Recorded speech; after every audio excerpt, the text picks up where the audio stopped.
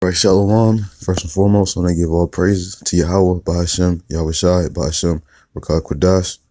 Double honors to the apostles and elders of GMS who rule well, and peace and salutation to the elect Akim on the four corners, pushing truth and sincerity. Peace be unto you. This is a video is going to be about this government shutdown, which I know a lot of brothers are doing videos on. And it's a beautiful thing. You know, you fuck with Jake Money, that gets, his spirit riled up. You fuck with Esau's money too. He's, don't tread on us, attitude. This ain't how Esau likes to play ball. He likes to take money, steal it. He don't like when people steal from him. The grape gatherers don't like when their grapes get stolen. This is an article I found. This is posted today. It says today should be payday for thousands of government workers, but the shutdown means they are not getting paid. Now it says payday will come Friday without any checks for about 800,000 federal employees affected by the government shutdown. That's damn near 1 million people. Some of the furloughed government employees staged protests Thursday demanding that they be allowed to go back to work. Washington. IRS tax examiner Lori McLaurin is used to hearing from people in a financial bind who are looking for help. But the single mother now finds herself among their ranks, thanks to the partial government shutdown that's left her furloughed and without a paycheck. I hear a lot of stories, McLaurin said at one point, choking back tears. I don't know how they got into their situation, but this one right here, it wasn't my doing. Because she was supposed to get paid. It wasn't because of poor budgeting or anything like that. You pay your money, she could pay her bills. For McLaurin and thousands of other federal employees across the country, Friday is a day when the partial federal government shutdown officially hits their pocketbooks. It was supposed to be payday, but paychecks are on hold for some 800,000 federal employees forced to go on unpaid leave or work without pay since December 22nd because of the government shutdown. It's the first time during the 21-day shutdown, which on Saturday will become the longest in U.S. history, that workers will have missed a paycheck. Though the standoff is nearing its fourth week, most federal employees were paid on December 28th for the final 2-week pay period of 2018. So up here it says this is about to be the longest, coming tomorrow, which will be December the 11th? It'll be December the 12th, the longest shutdown. And I got a friend that's at the government. He said, he's feeling it.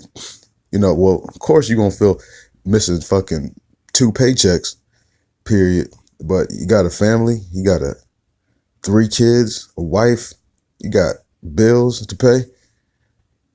That's wicked. You supposed to pay people. I don't even know how that's fucking even constitutional or even legal according to even Esau standards, that you can just say, we're not going to pay you because we got issues with other people. We got internal issues with the House and the Senate, whether they have passed some bills, so we can't agree, so we're going to shut the government down. They'll still get paid, the Senate and the House and all these congressmen and congresswomen. But I'm sorry, y'all not going to get paid. The TSA employees, all y'all, y'all are going to suffer for what we can't agree on. That's stupid. Try having, let's say, a mom and pop store, and you get an argument with the co-owner. You got 2 owners. One's the owner, another one's a co-owner, and they get to argue and they say, shit, until we can settle this, we're not going to pay our workers. That should be illegal. And it is according to scriptures. And I'm going to get that in a little bit, but I'm going to read a little bit more on this. Reading on, it says, now with no paycheck coming in the foreseeable future, many are wondering how they will make ends meet. When they say one paycheck away from homeless, I'm not there, but I'm real close. And it's disturbing, said McLaurin, a 28-year-old IRS veteran who works out of the agency's Philadelphia office. And I want to say a lot of people be living above their means. If they lived below their means, they wouldn't be so close. We're reading on federal workers rally for their jobs. The uncertainty caused by the shutdown has left many workers anxious, confused, and frustrated, said Ryan Bowe, a furloughed statistician in the Office of Immigration Statistics in the Department of Homeland Security and a steward for the American Federation of Government Employees Union. Now, if they're not paying they workers, the bills that they got to pay, it's not like they disappear. If you got a landlord wants his money. He ain't hearing no government shutdown. You get hit with late fees because you can't pay your rent. You can't pay this. Your water got cut off. Your phone got cut off. Now they want to hit you with a late fee. Guess whose fault that is? That's the fault of the person that's not paying you. You wouldn't be incurring those late fees for not being able to pay bills if you didn't have that. Fucking government shutdown where they decide we're not going to pay our workers. So they should have to even pay any late fees that come out of that. And they should get bonuses for back pay. We just don't know when it will be over. So we don't know how to plan. Bo said, should we cut back? Should we start looking for other jobs? Should we apply for unemployment? Steve Reeves, a furloughed fire safety official for the Federal Emergency Management Agency, or FEMA, said his wife works as a sales manager in the private sector and started taking on extra hours in early December so they could pay their mortgage in the event of a shutdown. She didn't get to spend as much time with the family during the holidays, said Reeves, who lives in Arlington, Texas, and is president of AFGE Local 4060. Because FEMA is part of the Department of Homeland Security, the furloughed employees can't get moonlighting jobs without approval from their supervisor, Reeves said. And that's another thing that's fucking, like, how wicked can you be?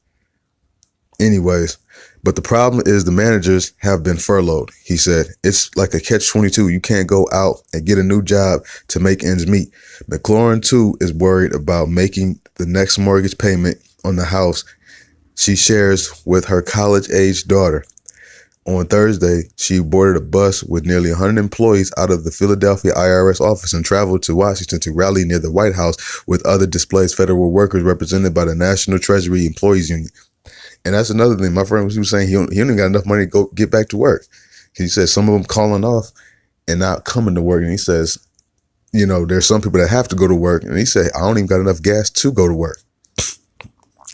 Reading on, it says, on the same bus was Horatio Finto, a contact representative for the IRS who lives in Lumberton, New Jersey. After decades of paying his bills on time, Fenton is worried about making his utility and mortgage payment as well. Soon he'll be filing for unemployment for the first time since he joined the federal government 25 years ago. And one of my friends said he wasn't able to file for unemployment because technically he's employed. So I don't know if that varies from state to state. But anyway, reading on, it says, we've had furloughs before, but I've never had to file for unemployment because it was always assumed it would be short term and you'd be back to work. Fenton said, but this one's a little different. Both sides are dug in and we're paying the cost for that. I'm not sure if there's an end for this. Scroll down a little bit. After I read a little bit of this, it says, in Washington, Democrats said the Republicans profess empathy and the impact of workers. These families, many of them veterans, are not able to meet their mortgage payment, their rent payment, their car payment, harming their own credit rating, said House Speaker Nancy Pelosi, Democrat, California, placing the blame on Trump for triggering the shutdown with his demand for funding to build a wall on the U.S.-Mexican border. Trump's insistence on $5.7 billion in border wall funding has been the main sticking point in a budget standoff that led to the government shutdown. The president doesn't appreciate the role of public policy in the lives of the American people, Pelosi said. And one thing about Trump is, man, his dude is stubborn. He has no compassion about how long he has to wait and protest to get this government shutdown because, trust me, He's going to get his way. He doesn't care. He's that cold. For his part, Trump said earlier this week that he can relate to the pain of federal workers who can't pay their bills, but I'm sure that people that are on the receiving end will make adjustments. He said they always do. The billionaire president's words ring hollow to McLaurin and other federal employees. He says a lot of things, but he doesn't have real accountability for what he says. She said, how can you relate when you've been born with so much? Scroll down. This is right here. It says 2 union representatives, federal workers, AFGE, and the National Treasury Employees Union have filed suit arguing that the government is violating federal law by forcing some employees to work without pay during the shutdown. All right, that's against federal law. It should be. If it's not somewhere in the books, the affected workers could eventually get back pay once it's over, but that's not guaranteed since it would require an act of Congress. Now let's go to the scriptures, the source of right and wrong. This is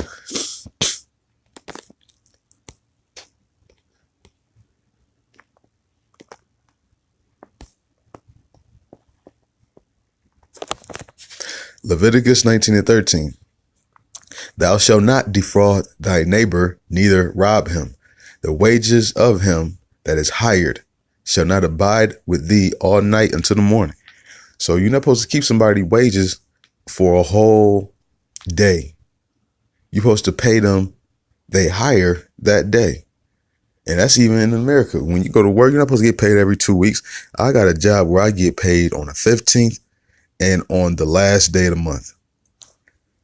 So if the last day of the month happens to be has 31 days in it, I'm not getting paid to the 31st. And that's wicked. Here I go. I get paid on the 15th of the month and on the last day of the month. Now, the 15th of the month could fall on, let's say, a Saturday. And I still get paper checks. That's the wicked thing about my job. I get paper checks, so I have to cash them.